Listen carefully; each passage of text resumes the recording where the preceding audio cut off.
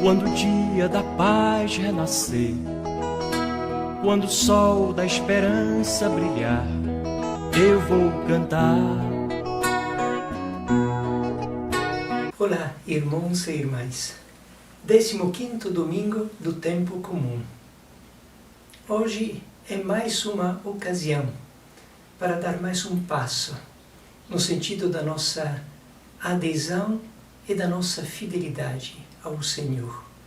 Mais um passo a fim de que uma conversão verdadeira da nossa vida nos leve a sermos verdadeiros apóstolos da mensagem de Jesus. Mas vamos iniciar hoje pela primeira leitura. Quero ler uns trechos porque é bom entender bem. É do livro do profeta Amós. E o que aconteceu?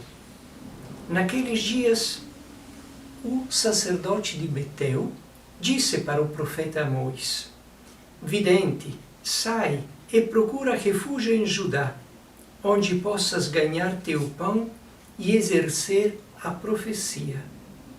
Mas em Betel não deverás insistir a profetizar, porque aí fica o santuário do rei e a corte do reino. A profecia de Amós estava incomodando o rei. E é por isso que o sacerdote do rei queria afastar o profeta. Qual foi, em síntese, a resposta do profeta? O Senhor chamou-me quando eu tangia o rebanho, e o Senhor me disse: vai profetizar para Israel, meu povo. Eu, quando li esta página de Amós, lembrei o outro fato que aconteceu com Pedro e com João. Quando, depois da morte e da ressurreição de Jesus, foram levados diante do Sinédrio e acusados, e intimados pelo sumo sacerdote a nunca mais falar em nome de Jesus. E qual foi a resposta de Pedro e de João? Julguem vocês mesmos se é justo nós obedecermos mais a vós antes que a Deus. Então este problema de uma pregação do Evangelho que incomoda é um problema antigo. Existia na época de Amós, mais ou menos 800 anos antes de Jesus. Aconteceu na época de Jesus com Pedro e João e continua acontecendo hoje também. Quantas vezes, no momento em que nós queremos viver e anunciar a palavra do Evangelho, o amor de Deus para com todos, nós nos deparamos com alguém que nos diz: tem que se calar, tem que ser prudente, isso incomoda alguém, isso não se pode dizer. E quantas acusações, e quantas até calúnias por causa de tudo isso. Mas qual foi a resposta do profeta? O Senhor me chamou. E qual deve ser a nossa resposta? O Senhor nos chamou. Nós temos que ter a mesma capacidade de fidelidade a Deus e à missão que nós recebemos de Deus. Não podemos nos conformar com a mentalidade deste mundo e renunciar a anunciar a palavra de Deus, porque esta pode chegar a incomodar um pouco. Dizia o salmo de hoje: a verdade e o amor se encontrarão. Se nós formos calar a verdade do Evangelho, como podemos dizer de amar a Deus e de amar ao próximo?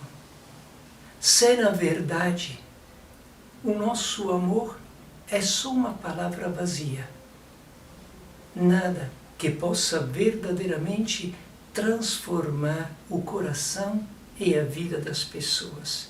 Continua o Salmo: a justiça e a paz se abraçarão, da terra brotará a fidelidade. Quando a nossa procura da paz, o nosso amor para a paz se encontra e se abraça e vai de passo, junto com a justiça, aí sim a nossa fidelidade surge. E podemos dizer que estamos vivendo uma verdadeira fidelidade a Deus.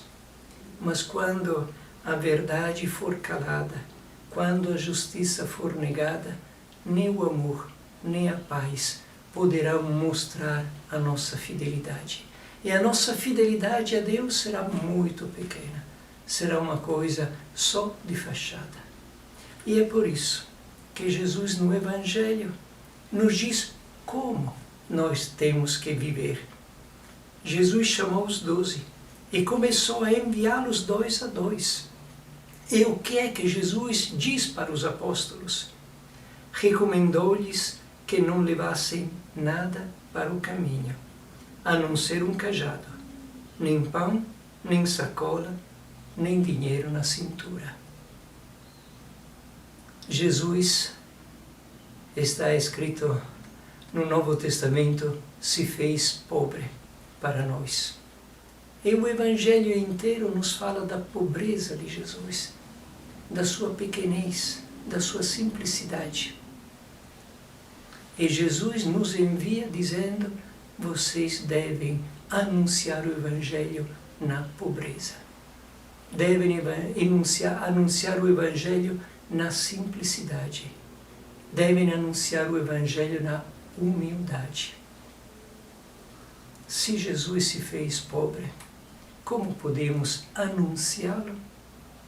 Juntando riquezas. Se ele se fez simples e humilde, como podemos anunciá-lo manifestando sinais de força e de poder? Estar com Jesus e testemunhar Jesus significa aprender a viver e a ser testemunhas do mesmo jeito que ele fez. Mas, se nós queremos obedecer a Jesus que nos envia em missão, para anunciar a conversão de todas as pessoas, como podemos pensar que a nossa pregação possa converter o mundo ao amor de Deus, se nós já nos convertemos ao ídolo deste mundo que é a riqueza? A nossa pregação seria totalmente inútil. Então, qual pode ser o estilo da igreja, se não um estilo de pobreza, um estilo de simplicidade? Neste Evangelho eu queria destacar 2 coisas. Recomendou-lhes que não levassem nada para o caminho, a não ser um cajado. O cajado nos lembra aquele cajado de Moisés, que era garantia para Moisés que Deus estava ao seu lado e agia através dele. Porque Deus chamou Moisés na fragilidade dele, assim como chamou Jeremias na fragilidade dele, assim como chamou muitas mulheres na infertilidade deles. E através da pequenez, através da pobreza humana, Deus resolveu, Deus comunicou e realizou a sua salvação. Assim, um cajado deve ser o sinal de um Deus que se faz presente na nossa fragilidade e deve nos lembrar também aquele lenho da cruz que a gente adora na Sexta-feira Santa. É o lenho da cruz que nos salva, não a nossa riqueza, não o nosso poder, mas a fragilidade de um Deus que se faz pobre. E outra coisa, quando entrardes numa casa, ficai ali até a vossa partida. Jesus nos convida a fazermos hóspedes desta humanidade e a oferecer a esta humanidade com simplicidade e humildade a paz que Deus nos dá. Não a ir lá cheios de verdade, anunciando e exigindo que as pessoas pensem como nós, mas fazermos hóspedes da vida das pessoas, do seu mundo, desta sociedade, e hóspede, cidadão junto com os outros cidadãos, colocar na vida das pessoas a paz de Deus, o amor de Deus, na simplicidade e na pobreza, porque os pobres não podem exigir. Os pobres têm esperança. O pobre depende.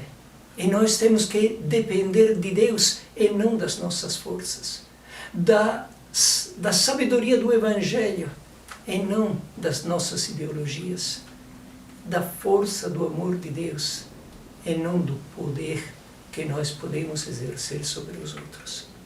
Então vocês veem, irmãos e irmãs, que este domingo é um domingo de uma grandíssima provocação que chega dentro da nossa vida e da vida de cada um de nós. Não adianta dizer a igreja deve ser pobre se nós não aceitarmos na nossa comunidade, nas nossas paróquias, de viver com maior simplicidade, de olhar para o essencial, de reconhecer o que é importante e, sobretudo, que o centro do nosso anúncio seja Jesus Cristo, na sua cruz, no seu amor, na sua ressurreição.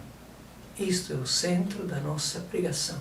E tudo isso nós podemos fazer manifestando a nossa fé na força de Jesus, se não colocamos a nossa confiança e nossa força em outras coisas, em outros meios, em outras riquezas. Quanto é fácil é pensar que os meios e as riquezas possam resolver o que somente o amor de Jesus deve resolver. Um bom domingo para todos. Quando o dia da paz renascer, quando o sol da esperança brilhar, eu vou cantar. Quando o povo nas ruas sorrir e a roseira de novo florir, eu vou cantar.